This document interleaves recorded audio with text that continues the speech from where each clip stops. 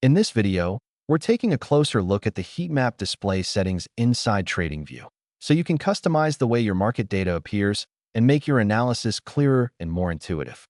One of the first things to know is that TradingView offers a monosize mode for heat maps.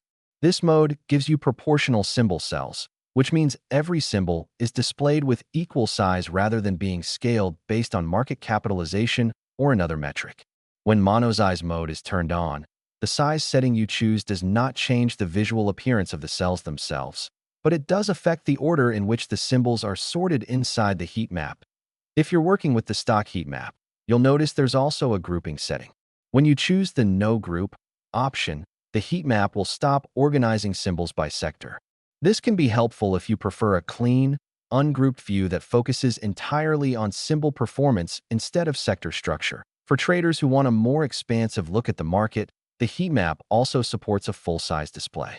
By clicking the full screen button in the top right corner, your heat map instantly expands to take up the entire screen, making it much easier to compare symbols and identify movements without any visual clutter. To customize everything further, open the heat map style settings by clicking on the small cogwheel icon.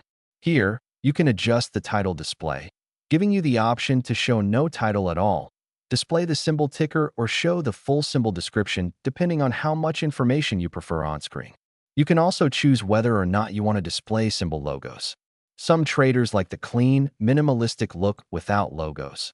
Others find the visual identifiers helpful, especially in a large heat map. The display value section lets you control what additional information is shown on each heat map cell. You can choose to show nothing, display a second value that corresponds to the color parameter you've selected, show the symbol's actual price, or display a third value that corresponds to the size parameter you've chosen. And finally, you can customize the entire heat map's color scheme. This allows you to choose how gains and losses are represented visually to match your preference or trading theme.